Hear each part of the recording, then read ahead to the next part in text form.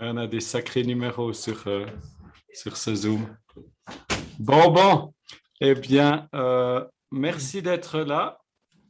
C'est un honneur et un privilège de parcourir ensemble l'Apocalypse et de découvrir le message de Dieu pour nous dans la Bible en général et dans l'Apocalypse en particulier. C'est un Zoom interactif, donc vous pouvez ouvrir votre micro quand vous le voulez, si vous voulez agir, interagir, poser une question. N'hésitez pas. Je vous propose qu'on commence, comme d'habitude, par la prière et puis en chantant. Donc, on va terminer le Apocalypse 5 aujourd'hui, qu'on n'a pas eu la possibilité de terminer la dernière fois. Et puis, juste comme rappel, dans Apocalypse 5, on trouve 3 scènes d'adoration et de louange. Tout d'abord, il y a une scène qui commence au verset 8. Au verset 8, on a les 4 êtres vivants et les 24 vieillards. Au verset 11, on a les anges, les myriades de myriades et des milliers de milliers d'anges. Et au verset 13, commence la louange par l'univers tout entier, avec cette formule désormais célèbre: les créatures qui sont dans le ciel, sur la terre et sous la terre. Donc vraiment, toute la création qui adore Dieu. Donc on a les êtres vivants, les vieillards, ensuite les anges et ensuite l'univers entier. Donc, entre autres, je pense que c'est vraiment mettre l'accent sur le fait que tout genou fléchira, comme nous le dit la Bible, pour proclamer que Jésus est Seigneur. Voilà, s'il y a des problèmes de son au niveau de l'équilibrage piano-voix, n'hésitez pas à me le dire.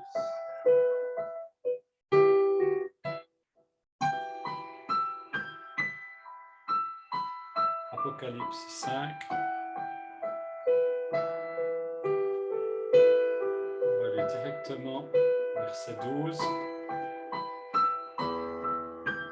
L'agneau qui a été immolé est digne de recevoir la puissance, la richesse, la sagesse, la force, l'honneur, la gloire et la louange. La force, l'honneur, la gloire et la louange. La force, l'honneur, la gloire et la louange. La force, l'honneur, la gloire et la louange, la louange, la louange.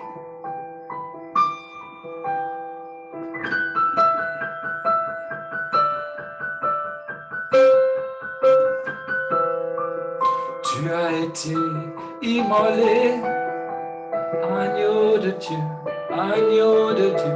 Tu as été immolé pour nos péchés, afin que nous soyons sauvés. Comme un agneau qu'on mène à la boucherie, comme un agneau qu'on mène à la boucherie, tu n'as pas ouvert la bouche.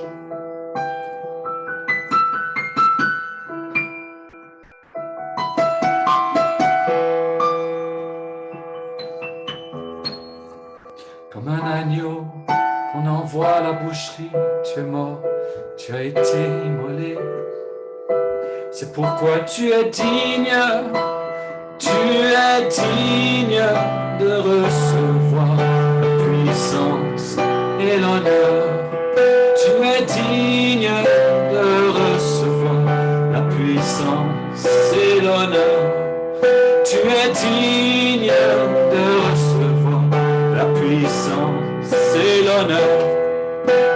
Digne de recevoir la puissance et l'honneur. Tu es digne de recevoir la puissance et l'honneur. Digne de recevoir la puissance et l'honneur de toute éternité, de toute éternité, de toute éternité, de toute éternité.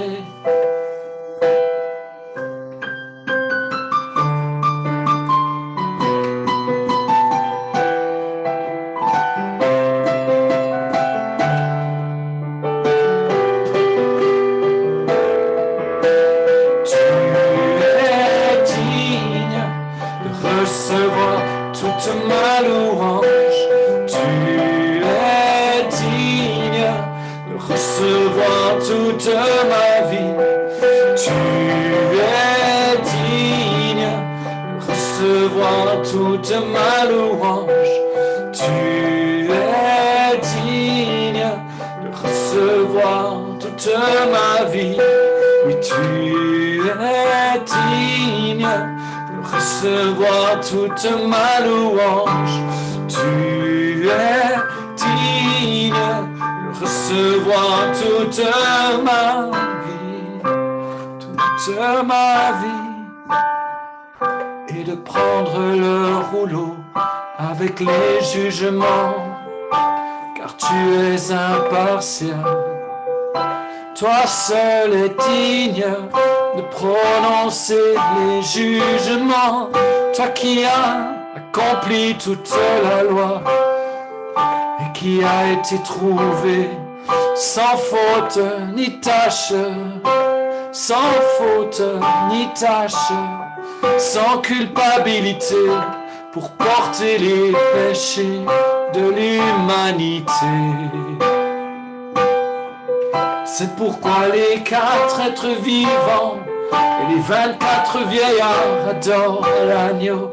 C'est pourquoi les myriades d'anges, les milliers d'anges t'adorent. C'est pourquoi ce qui est dans les cieux, ce qui est sur la terre, ce qui est sous la terre t'adore, Seigneur. Ce qui est dans les cieux, ce qui est sur la terre, ce qui est sous la terre t'adore, Seigneur. Ce qui est dans les cieux, ce qui est sur la terre, ce qui est sous la terre t'adore, Seigneur. Ce qui est dans les cieux, ce qui est sur la terre, ce qui est sous la terre t'adore, Seigneur. Alors moi aussi je veux t'adorer. Alors moi aussi je veux t'adorer. Chantons ensemble. Alors moi aussi je veux t'adorer. Alors moi aussi je veux t'adorer. Alors moi aussi je veux t'adorer. Alors moi aussi je veux t'adorer avec les anges. Alors moi aussi je veux t'adorer avec les anges. Alors moi aussi je veux t'adorer avec les anges, avec les anges. Avec les anges, avec les anges, avec les anges, avec les anges, avec les anges, avec les anges, avec les anges, avec les myriades d'anges, avec les anges, avec les anges, avec les anges, myriades d'anges, avec les anges, avec les anges, des myriades d'anges, avec les anges, avec les anges, des myriades d'anges, avec les anges, avec les anges, des myriades d'anges. Avec les anges, avec les anges, des myriades d'anges, car tu es digne, Seigneur.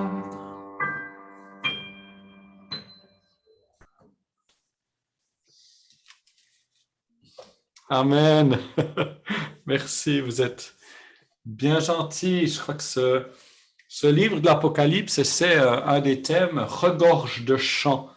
Et je vous encourage vraiment à avoir une Bible dans laquelle vous écrivez, que vous coloriez, vraiment comme se l'accaparer, se la faire sienne. Et typiquement là, au verset 9, 10, 12, 13, on trouve des louanges, on trouve des chants. C'est vraiment des fondements pour des chants. Voilà.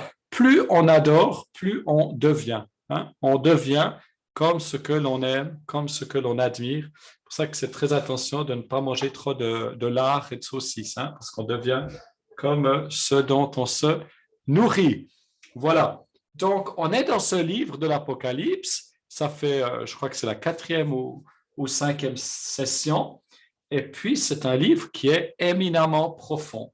Et vraiment, je vous encourage à ne jamais vous décourager. Nous avons besoin d'une vision du ciel pour vivre sur terre.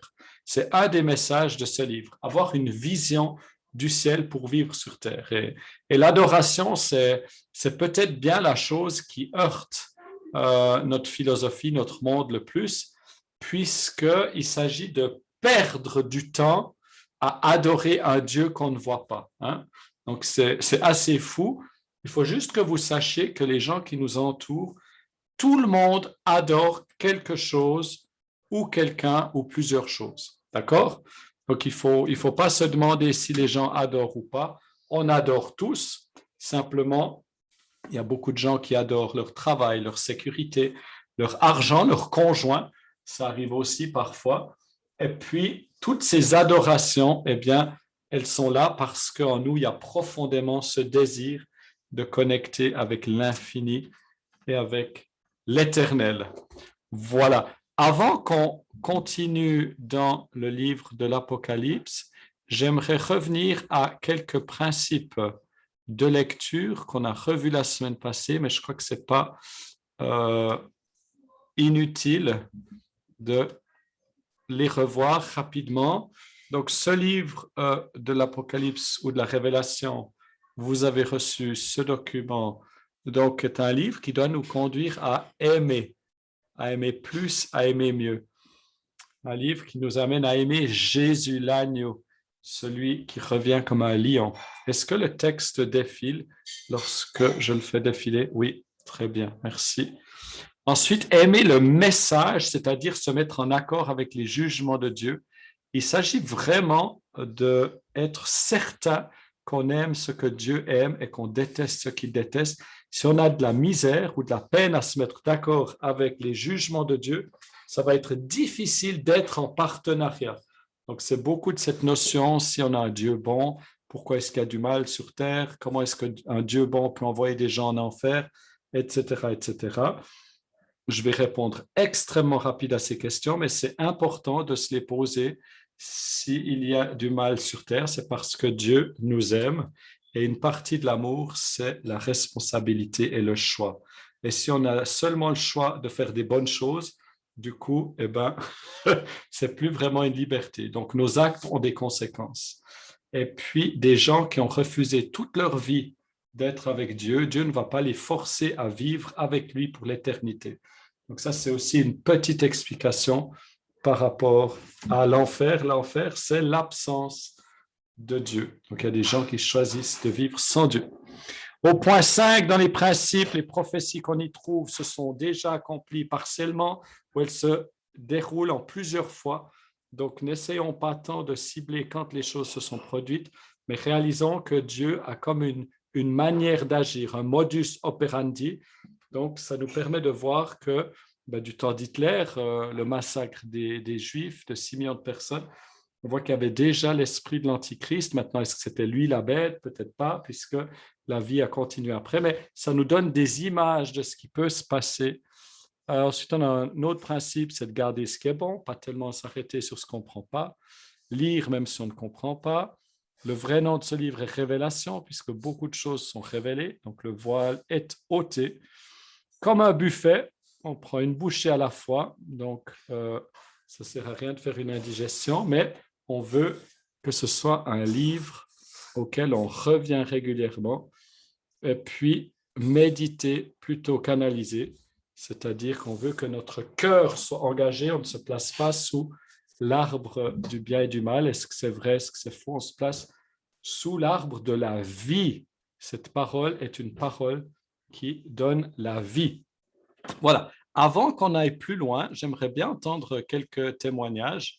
Donc, si vous avez envie de partager par rapport à ce livre de l'Apocalypse, par rapport à ce cheminement qu'on fait depuis quelques semaines, Si vous avez vécu quelque chose, vous avez lu un passage, ça vous a touché, si vous avez partagé avec quelqu'un, vous avez vu quelque chose se passer, n'hésitez pas, c'est le moment d'ouvrir votre micro. J'aimerais bien vous entendre, ou bien s'il y a une question avant qu'on aille plus loin.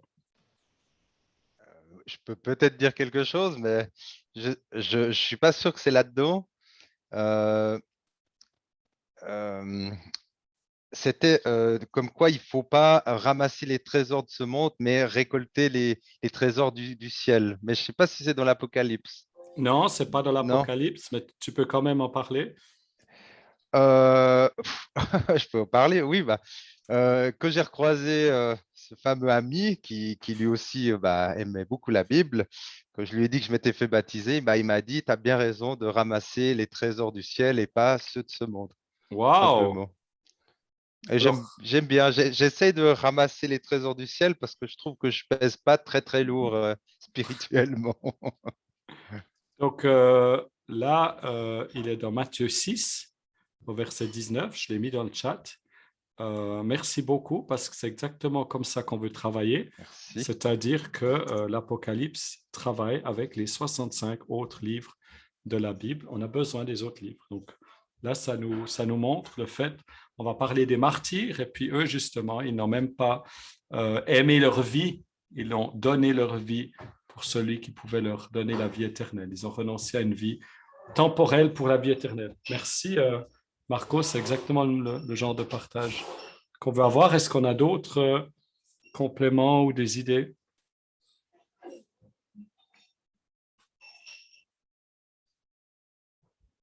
Alors, en bon prof, on va au moins attendre 5 secondes. Ce qui m'a frappé par rapport à Apocalypse 5, c'est ce livre cacheté avec les cachets, les sceaux. Et en fait, ça me parlait dans le sens qu'il faut que Dieu ouvre mes yeux pour que je vois sa loi et que son Saint-Esprit me fasse connaître sa pensée et comprendre sa révélation, quoi. Amen. Ouvre les yeux de nos cœurs. Je crois que c'est justement une de ces prières qu'on appelle les prières apostoliques, ces prières qu'on trouve dans le Nouveau Testament, que les apôtres ont prié pour l'Église, au travers de l'Église, que les yeux de votre entendement, de votre compréhension soient ouverts. Exactement. Et on le retrouve dans ce que... Oui, vas-y. La révélation est pour vous comme les mots d'un livre cacheté que l'on donne à un homme qui sait lire. Tu vois. C'est quelle référence, ça, Claire? C'était une référence croisée et dans un... Ouais, je ne l'ai pas mise ici. Je me demande si ce n'est pas dans Isaïe. Oui, mais je peux chercher. C'est pas grave, tu peux le mettre dans le chat. Je pensais que tu l'avais peut-être par là. Oui, mais je l'ai pas celle-là. Oui, je vais regarder. OK. Est-ce que Laila est toujours parmi nous? Est-ce que tu as quelque chose à rajouter? OK, très bien. Pardon, alors, oui, je suis là. Oui? Tu veux, par rapport à Apocalypse 5, c'est ça? Oui, ou en général, simplement ce cheminement que l'on fait dans le livre de l'Apocalypse. On a eu plusieurs témoignages de gens qui avaient enfin des outils pour s'y plonger. Alors, je ne sais pas si toi-même, tu as quelque chose à partager. Oui, c'était nouveau la semaine dernière, puisque moi, je suis assez nouvelle là. C'est ma deuxième fois. Et pour moi, c'était très... moi, je suis quelqu'un qui est assez créative, ou de créatif, je ne sais pas comment on dit. Et voilà, donc ça, c'était super pour moi. L'Apocalypse, c'est pas... ça va. C'est pas mon livre que je vais lire tous les jours. Mais ces dernières années, je m'y mets. Et là, ce qu'on a fait, l'exercice à dessiner, voilà, tout simplement, juste dire une petite pensée, même dans la rapidité, ce fut inspirant. Voilà, ça m'a inspiré, ça m'a donné envie de continuer dans l'Apocalypse. Voilà. Amen. Donc, Amen. Quel beau témoignage. Eh ben, c'est exactement la prétention de ces rencontres, c'est d'inspirer les gens et que les gens puissent rencontrer Christ à la maison Vous inquiétez pas, je travaille sur la netteté, qui puisse, à cause de Marco, j'ai voulu faire un fond flou, puis voilà ce que ça donne. Bon, J'ai merci. une question. Enfin, Oui. ouais, c'est une question. Est-ce que le chiffre 7 est un chiffre divin? Est-ce qu'on peut considérer ce chiffre comme divin? Alors, ça dépend ce qu'on met derrière le mot divin, mais c'est clairement un chiffre qui reflète la perfection, absolument. L'agneau, il a 7 cornes et 7 yeux, les 7 jours de la création. Donc, il y a toute une foule. Oui, absolument. La Bible, sans faire de numérologie, qui Oui. serait donner du pouvoir aux chiffres, la Bible utilise, voilà, Claire nous indique, c'est très intéressant. Tous les chiffres sont divins car les chiffres sont des lettres hébraïques. Ah, ok. Ouais. Même le fameux qui commence par 6 et puis qui finit par 6 ou bien? Il a une signification. Après, on est tombé sur le mauvais bonhomme, là. Ouais, ok. Alors, on poursuit. Sauf erreur, on s'était arrêté au verset 5. Donc, de nouveau, je vous encourage à avoir un journal de vos rencontres avec Jésus. J'appelle ça le joyeux journal avec Jésus. Donc, dans ce journal, j'aime faire du verset après verset, mais j'aime aussi simplement écrire la Bible de plusieurs manières. Au fait, j'ai un document qui s'appelle 23 manières de rencontrer Dieu dans la Bible, et c'est 23 outils que j'ai développés et puis qui me permettent de me réjouir de la parole. Et vous pouvez aussi aller sur ma chaîne YouTube, Épique avec Eric, puis vous découvrirez des outils. Voilà. Donc, Leïla nous parlait de créativité tout à l'heure, et j'encourage vraiment chacun à être créatif, puisque la créativité, ce n'est pas juste réservé à une bande de personnes qui ne savent pas quoi faire de leur temps. C'est vraiment un outil qui nous permet de grandir dans notre relation avec Dieu. C'est vraiment par la parole, avant tout, que Dieu veut nous parler.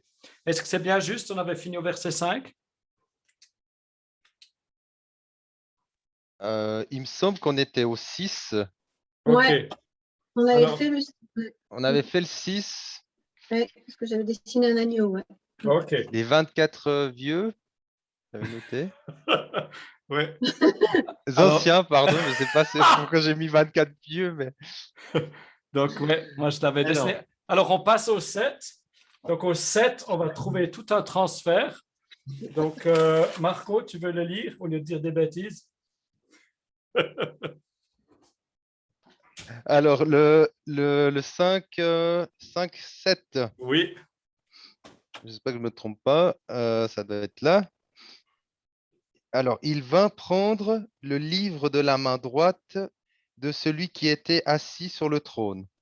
Amen. Donc, je vous rappelle le principe de ce qu'on fait, c'est que chaque jour, on veut trouver du temps dans la présence de Dieu, prendre une bonne chaise, bien s'installer, avoir un beau cahier, des outils, que vraiment ces moments qu'on passe dans la parole, on investit dans plein de choses. Maintenant, on veut investir pour que ces moments soient enthousiasmants. Alors, on a clairement ici donc ce trône.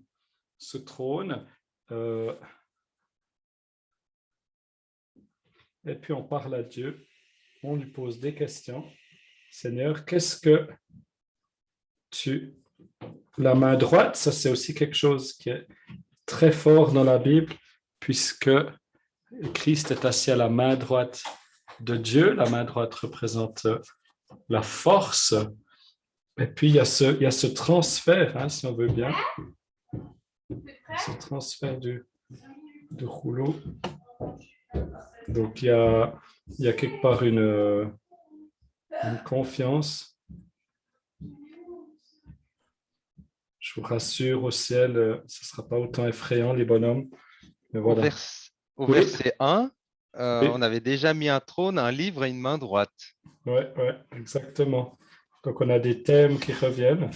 Donc, typiquement, ce que je ferais, on avait commencé ça la semaine passée, les thèmes. Donc, sur l'autre page, si vous faites ça sur votre cahier, sur l'autre page, je vais dézoomer. Donc, si vous avez votre cahier, vous pouvez faire la droite vous faites vos versets. Et puis sur l'autre page, vous pouvez mettre les thèmes d'Apocalypse 5. Puis on avait justement le trône. Puis on avait commencé à noter tous les versets où le trône apparaît. Puis on avait déjà 1, 6 et 11. Et puis ensuite, on avait commencé à noter ce qui se passe dans chacun de ces versets. Par exemple, au verset 1, il est assis, il y a la main droite. Au verset 6, il y avait tout un entourage, il y avait beaucoup de vie. Donc, ce n'est pas un trône qui est mortel, ce n'est pas un trône où il est seul. Donc, il y a l'idée de partenariat. Et puis, au verset 11, il y avait tout le côté ange, des voix, donc de nouveau de la vie. Et puis, les 24 petits vieux, ou vieillards, ou anciens, suivant si on est de Lausanne ou d'ailleurs. Et puis, les 4 êtres vivants. Voilà, n'hésitez pas. J'ai toujours dit, je n'ai pas la science et la compréhension de tout ce qui se passe dans l'Apocalypse, mais j'aime partager. Et pourquoi est-ce que j'ai remis? Ah oui, parce qu'ils sont entourés. OK. Alors, je vous propose qu'on passe au verset 8.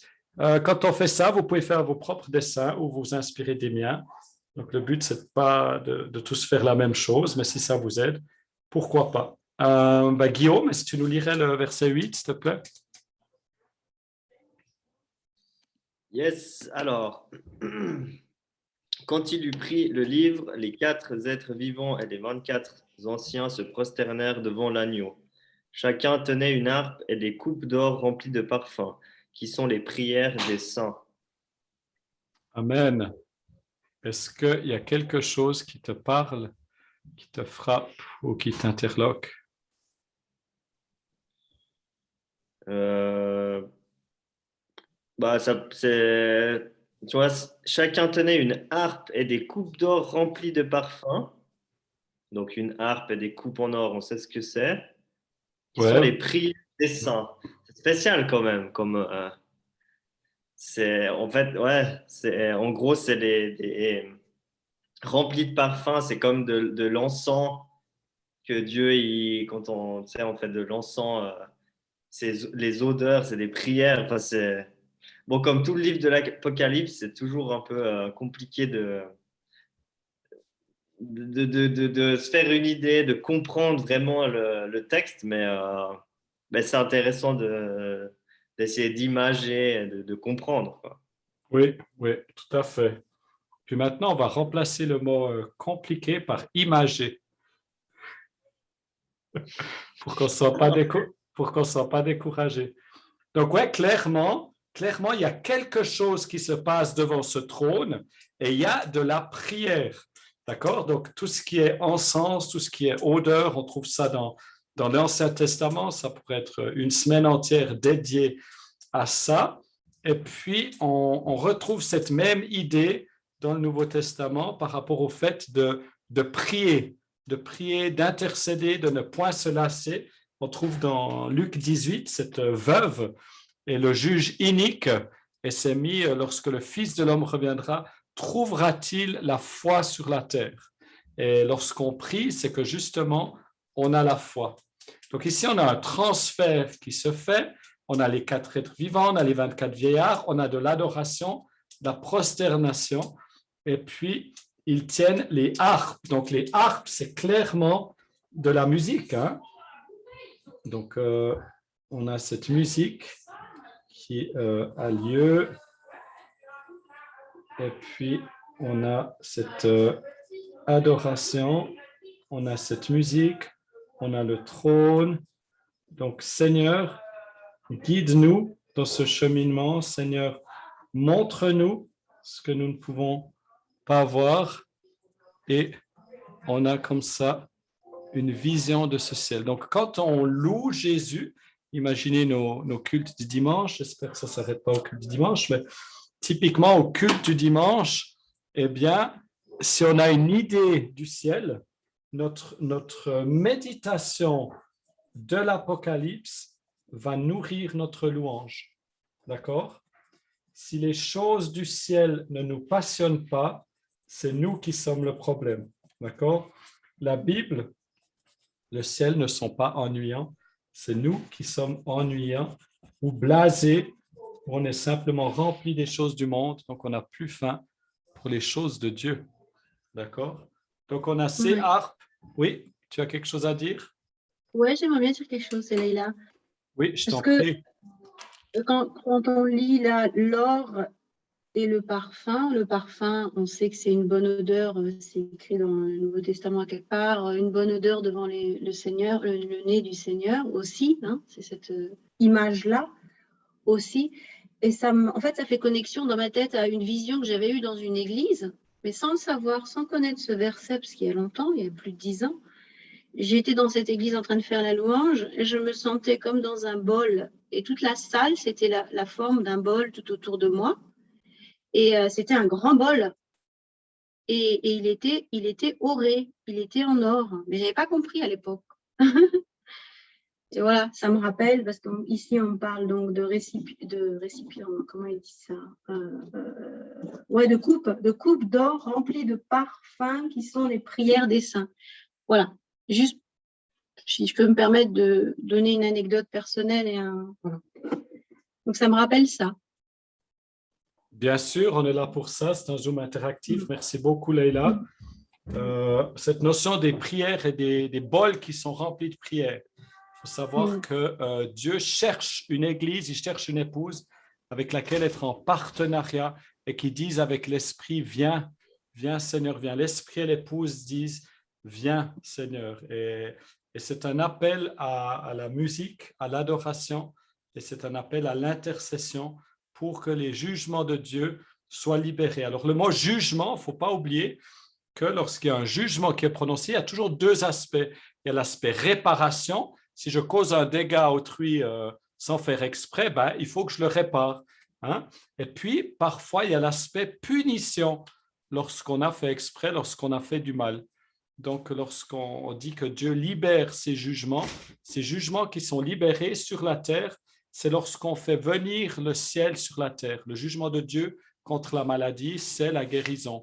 Le jugement de Dieu contre la dépression, c'est la joie, la célébration. Le jugement de Dieu contre l'esprit de suicide ou de désespoir, c'est l'espoir, c'est la vision, c'est l'identité, le jugement de Dieu. D'accord? Donc Dieu libère ses jugements aujourd'hui déjà sur terre, mais dans la fin des temps, l'Apocalypse nous révèle qu'il y a des jugements très forts qui vont venir. Il ne faut jamais oublier que tout homme viendra en jugement et que aujourd'hui encore, c'est le jour du salut. Ça, c'est très important. On en a parlé un peu la semaine passée. Donc, les gens doivent savoir. On ne peut pas juste dire « Ah, Dieu, il est rose bonbon, il aime tout le monde, on ira tous au paradis. » D'accord? Ça, c'est profondément anti-biblique. Par contre, on doit avertir les gens. Oui, Dieu ne supporte pas le péché. Oui, Dieu enlève tout ce qui nous sépare de lui. Dieu est un Dieu jaloux dans le sens le plus noble du terme. Il est jaloux pour son épouse, qu'elle soit tout à lui. Hein? Comme cet homme, dans un de nos Zooms, je ne sais plus qui c'était, qui nous partageait, qui s'était fait piquer son ami. Eh bien, il y avait une jalousie qui surgissait. Je ne veux pas donner de nom, c'est un exemple comme ça qui a été donné.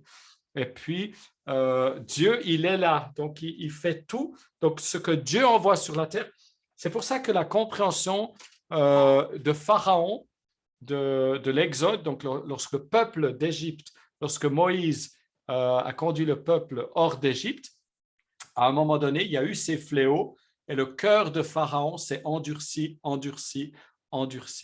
Donc, on doit voir que parfois, lorsqu'il y a des circonstances difficiles, c'est une opportunité pour nous de nous tourner vers Dieu. On a deux choix. Lorsque ça va mal, on peut soit se rebeller contre Dieu, ce qui arrive souvent quand on n'a pas une relation personnelle avec Dieu et qu'on utilise Dieu comme un automate.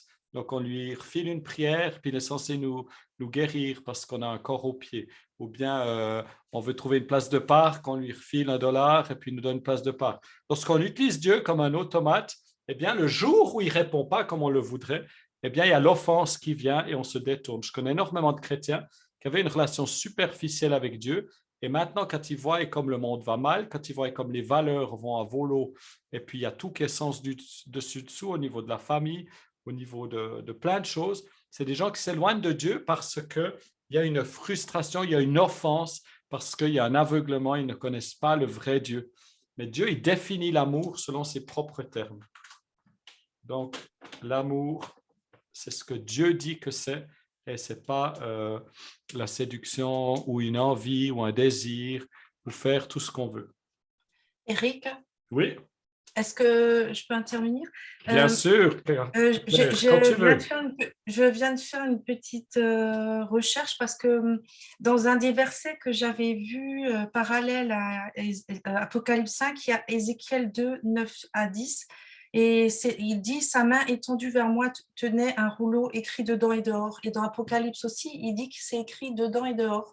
Et je me suis dit, qu'est-ce que ça veut dire dedans? Pourquoi il est écrit dedans et dehors? Et je suis allée dans Ézéchiel, puisque l'Ancien Testament, on l'a en l'hébreu aussi. Et il y a le mot recto ou dehors. Panim, c'est le même mot que sur la surface de l'abîme en Genèse 1, 2. Et ça veut dire en présence, devant. Panim, c'est aussi les faces de Dieu, etc.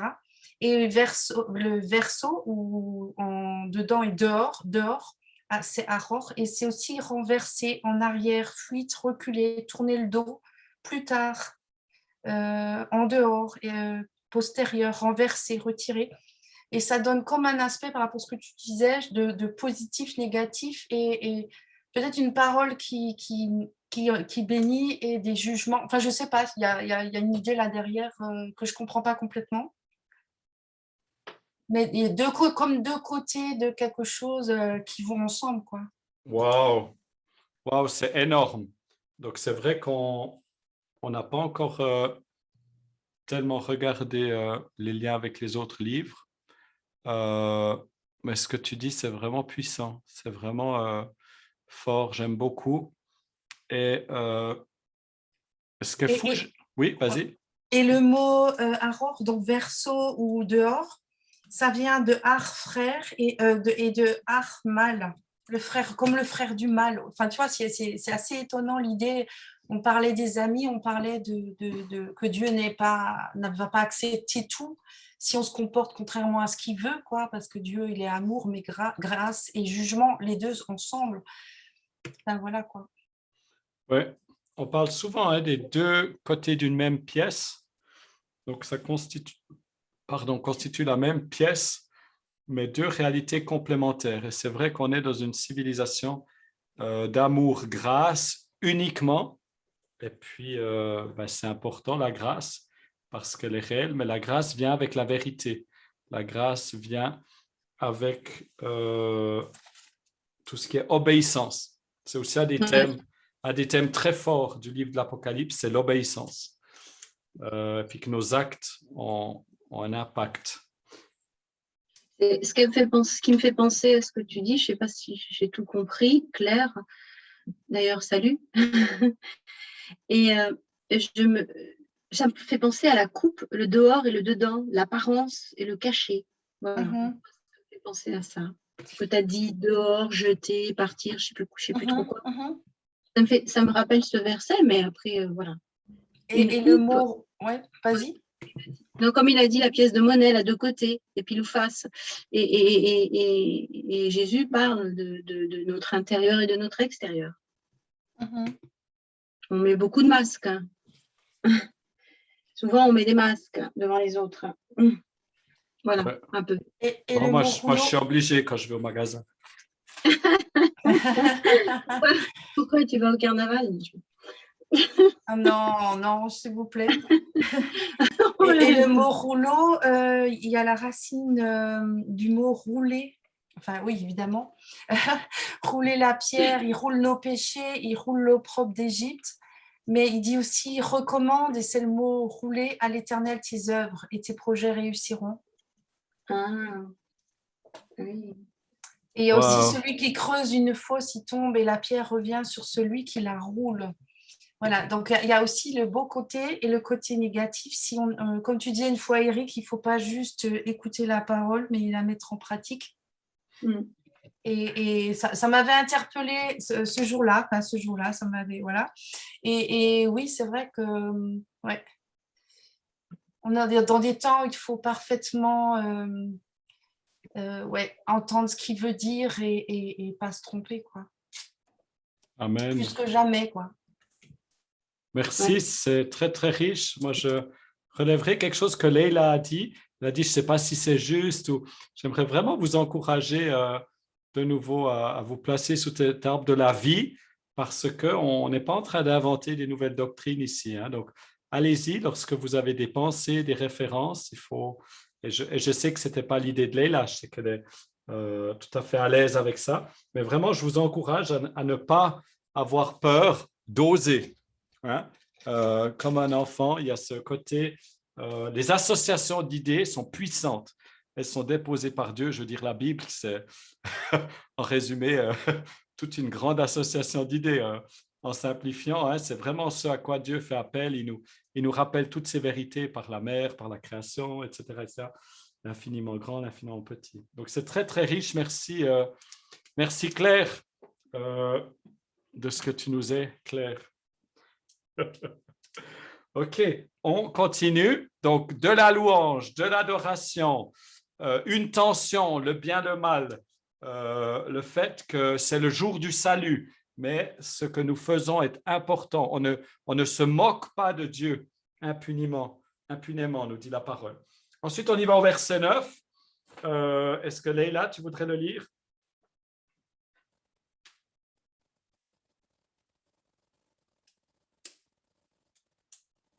Oui, je cherchais le micro. Oui. Ah oui, non, j'étais dans Ézéchiel. On est à 5. Voilà. Et, alors, donc il y a une virgule après des prières des saints, et il dit, verset 9, « Et il chantait, au pluriel, un cantique nouveau en disant, « Tu es digne de prendre le livre et d'en ouvrir les sceaux, car tu as été offert en sacrifice, et tu as racheté pour Dieu, par ton sang, des hommes de toute tribu, de toute langue, de tout peuple et de toute nation. » Amen. Donc, on y va. Je vous rappelle que c'est quelque chose que vous pouvez faire à la maison pour n'importe quel livre de la Bible. Donc, Ouh là là. il y a un fort aspect du chant, de la louange, du chant aussi nouveau. Je pense que ça va avec la vie aussi. Le fait qu'il y ait la vie dans ce qu'on fait avec le Christ. Il y a le fait qu'il est digne. Ça, on pourrait relire la vie de Christ et voir la dignité de ce qu'il a vécu.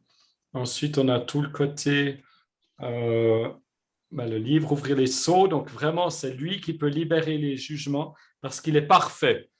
Hein? Vous auriez de la misère, de la peine si vous êtes devant un juge et puis c'est un terroriste, puis il vous juge parce que vous faites des actes de terreur. Hein? Donc, on s'attend, en tout cas dans le temps, on s'attendait à ce que le juge ait une vertu qui soit irréprochable. Alors, bon, ça s'est perdu malheureusement, mais celui qui est en face de nous, s'il est déjà bien, imaginez que c'est un consommateur de drogue et puis que c'est le jugement de votre frère qui a été tué par quelqu'un qui avait consommé de la drogue. Puis si le juge est genre, ouais, bon, mais moi je fume aussi, ça peut arriver, je ne vois pas pourquoi on le punirait, etc. Vous voyez que ça a vraiment une impression de dégoût. Donc, on s'attend à ce que le juge soit parfait sur terre le plus possible. En tout cas, il est appelé à être impartial. Et puis, là, on se retrouve face à l'agneau, 7 cornes. Donc, son gouvernement est parfait et 7 yeux, il voit tout, la révélation totale. Donc, on peut lui faire, je crois qu'il y a l'aspect de confiance. Et là, de nouveau, on retombe dans le thème de l'amour. Pourquoi? Parce qu'il est aussi amour. Et tout ce qu'il fait, on ne doit jamais oublier, c'est mu par l'amour. Les jugements de Dieu, ces choses terribles qui sont arrivées dans le passé, qui vont arriver encore, c'est l'amour de Christ. Ça rejoint cette notion, si ton œil t'amène à pécher, arrache-le, parce qu'il vaut mieux que tu ailles borgne au ciel qu'avec tes 2 yeux en enfer. Hein? Donc, il y a un côté pratique, aussi un côté métaphorique, mais ça peut être notre œil, ça peut être notre télécommande, ça peut être une rue que l'on emprunte, ça peut être des amis que l'on fréquente. Imaginez, toute notre vie, on est resté avec ces amis qui nous éloignent de Dieu.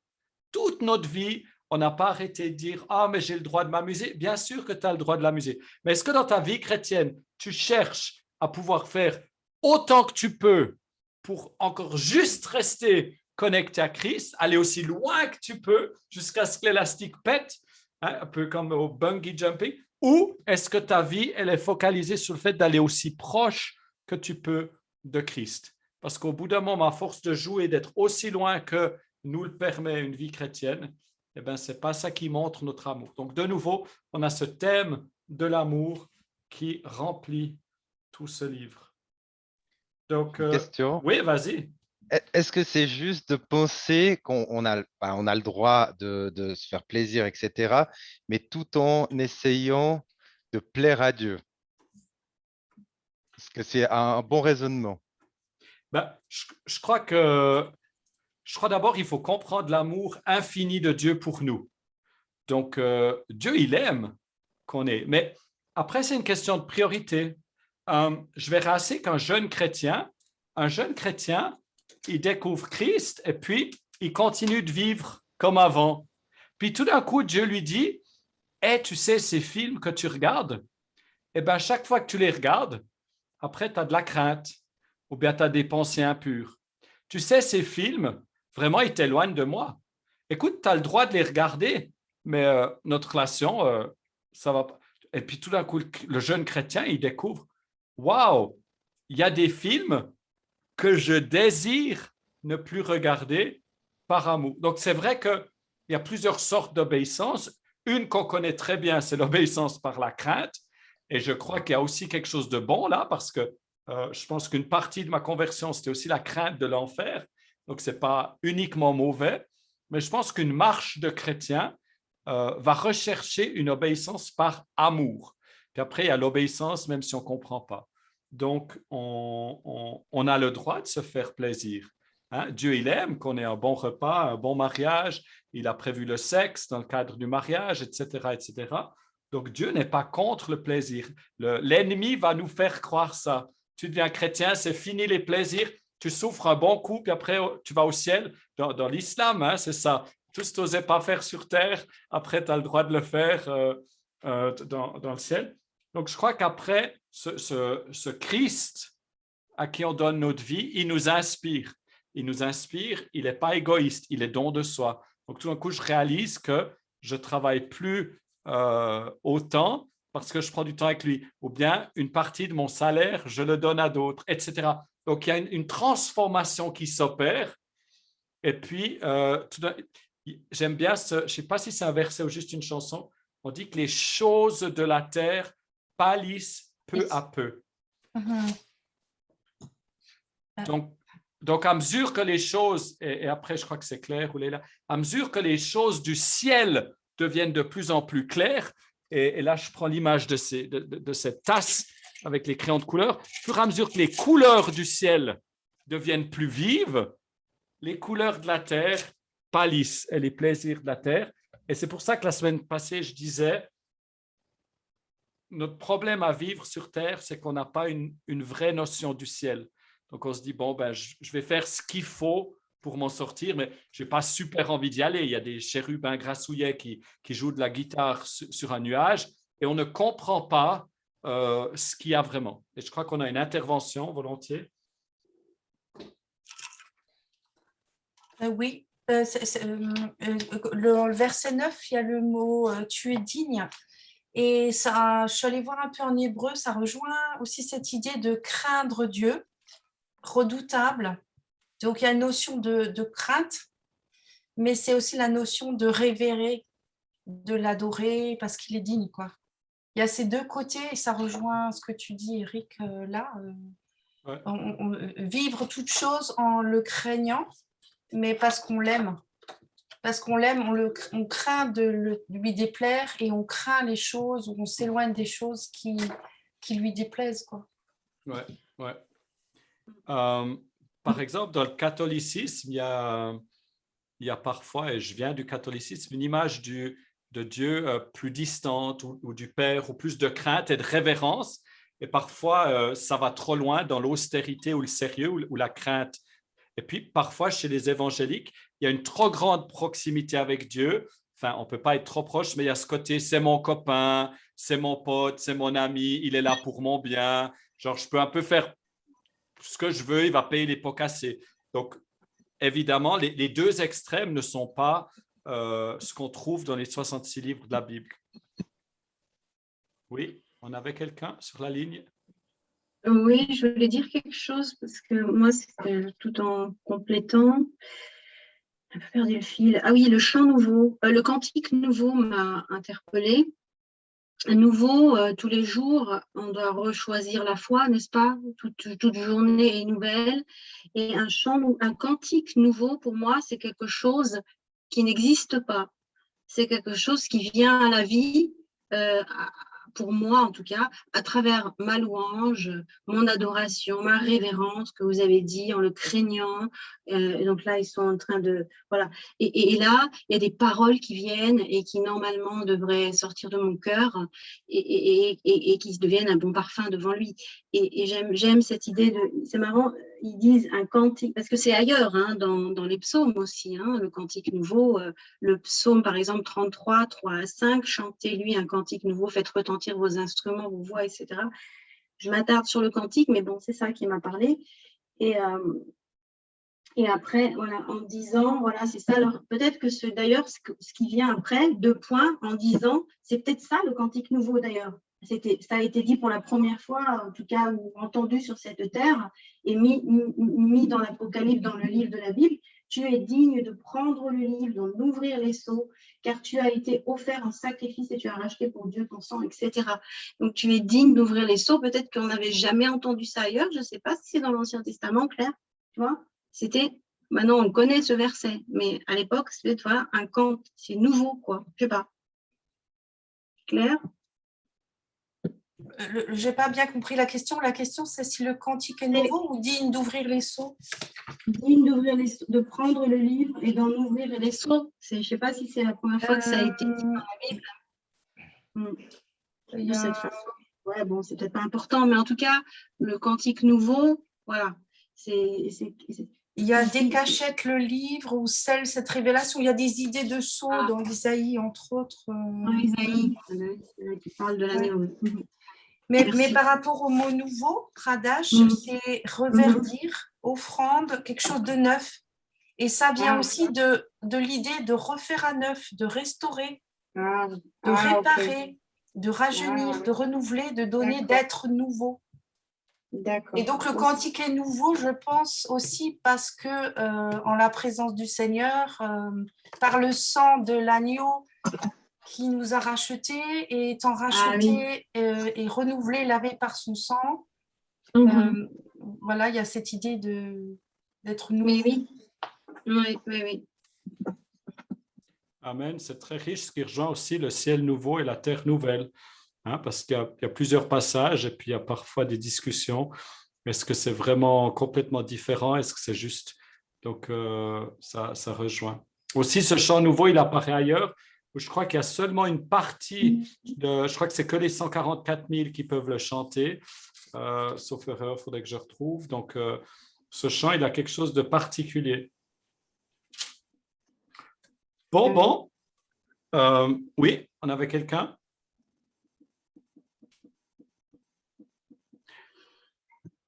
On arrive au terme de cette heure. Le temps passe vite quand on s'amuse. Vous avez vu que quelques versets, on a fait quoi? 7, 8, 9. Quelques versets pour 20 minutes. Alors, c'est vrai qu'on était en groupe, mais je vous encourage à continuer votre propre cheminement. Je vous encourage à finir le chapitre 5, qu'on puisse passer au chapitre 6 la semaine prochaine. Et juste avant qu'on prie et qu'on se quitte, je voudrais vous montrer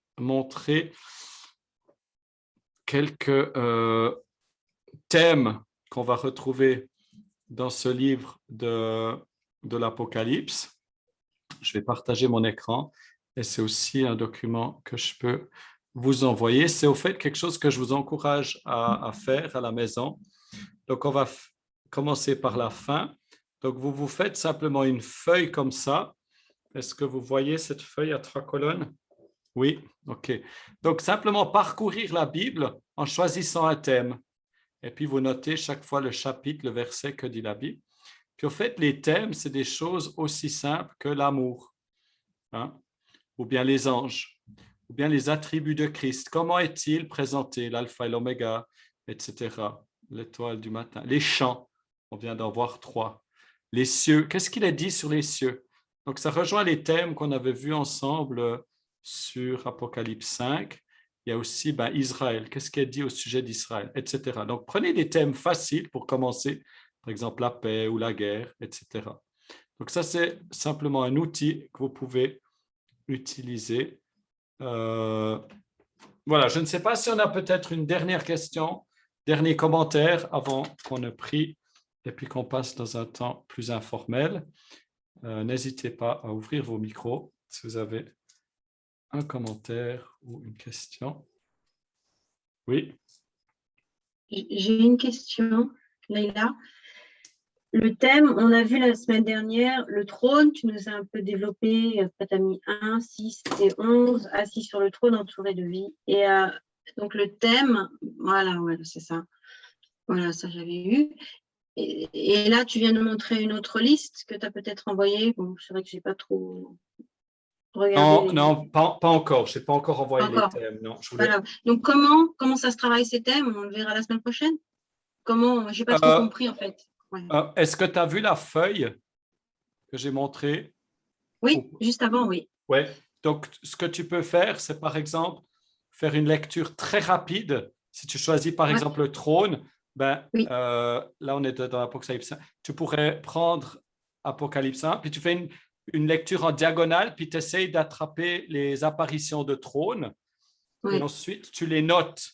Et puis, on a écrit des choses très simples. Par exemple, il est assis. Sur le trône. Oui. Voilà. Donc, tu n'es pas obligé de tout de suite trouver des explications, hein? Mais tu gardes ça dans ton cœur parce qu'on est en méditation ici. Ah, oui, d'accord. Donc, on ne cherche pas vrai ou faux. C'est la grande différence entre se placer sous l'arbre du bien et du mal ou l'arbre de la vie. Ici, rien que parce que tu l'as lu, ça t'amène de la vie. Et peut-être dans une semaine ou dans une année, ensuite, tu vas voir qu'il y a un entourage. Il y a de la vie. Donc, rien que l'entourage. Parce que tout d'un coup, tu vas lire un autre livre de la Bible et parce que tu as mis ces thèmes en évidence, tu vas commencer à y être attentif. Donc tu as des choses, et j'aime bien ce que Claire a apporté par rapport à reverdir, à rafraîchir, reprendre vie. C'est-à-dire, je pense… Restaurer, oui. Oui, exactement. Je pense à le rejeton, comment ça s'appelle? D'Ésaïe, non? Tu sais, cette branche oui, c'est qui a poussé. Dans Ésaïe, il me semble. Oui, c'est quoi le mot? Le rejeton. Merci. Oui, le rejeton. Tu vois, tu as des rejetons en toi. Il n'y a rien de plus mignon qu'une de ces petites graines où il y a le début de racine qui sort. Et c'est ça que tu es en train de jeter dans ton cœur.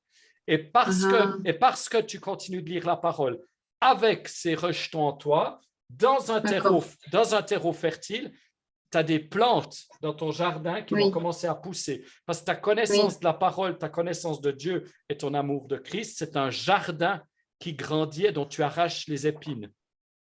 Oui. OK. Donc voilà. Mais on n'hésite jamais à… D'accord. Et plus on lit après, on fait des liens. Parce que d'un coup, la mémoire, voilà. faire des liens toute Exactement. Ouais. N'hésite jamais à poser des questions. Merci. Des choses… Et Eric, oui? si je peux, quand tu parlais de vie, mes yeux étaient sur la Bible, sur le passage « Tu as racheté pour Dieu par ton sang des hommes de toute tribu, langue, peuple, nation ». Et ça m'a fait penser au mot « homme » en hébreu, c'est « Adam ». Et dedans, il y a le mot « d'âme », le sang. Et donc, il y a le sang et il y a la lettre Aleph qui est la lettre qui représente Dieu.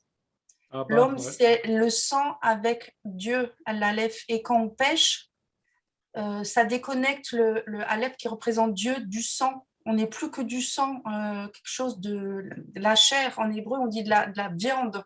Voilà. Et l'homme, c'est celui qui est connecté avec le Aleph, avec Dieu, pour devenir pas seulement d'âme, sang, mais Adam. Et Jésus-Christ, Yeshua, il est le nouvel Adam. Et on est appelé à être des hommes, et peut-être c'est ces hommes, Adam, connectés avec Dieu, qui peuvent chanter ce chant à l'agneau. Je ne sais pas, enfin, ça m'interrogeait sur ce que tu disais avant. ouais. Qui peut chanter? Voilà, quoi. Amen. Amen. Wow, ben, c'est très riche. Je vais prier, je vais arrêter l'enregistrement après la prière et puis ensuite, pour avoir un temps informel, sentez-vous libre de venir et de partir quand vous voulez à ces rencontres. Merci Jésus pour ta parole qui est infinie. Merci Jésus parce que tu es la parole. Merci parce que nous rencontrons. C'est ça au fait, nous rencontrons Jésus. Souvent on dit, mais Dieu ne me parle pas, je n'entends pas la voix de Dieu, mais on a la Bible fermée. Mais Dieu dit, je veux d'abord te parler dans ma parole. Je peux te parler de mille et une manières, mais la manière privilégiée, c'est que tu lises ma parole et je te parle. Merci Seigneur parce que cette logos devient Réma, une parole de vie en nous, une parole à propos, une parole pour aujourd'hui. Merci pour ce chant nouveau. Merci parce que tu es digne. Merci pour ton trône, parce que tu règnes. Et Seigneur, merci pour ceux qui nous suivent, ceux qui étaient là, et pour la richesse qu'il y a de méditer ta parole ensemble. Dans le nom de Jésus. Amen.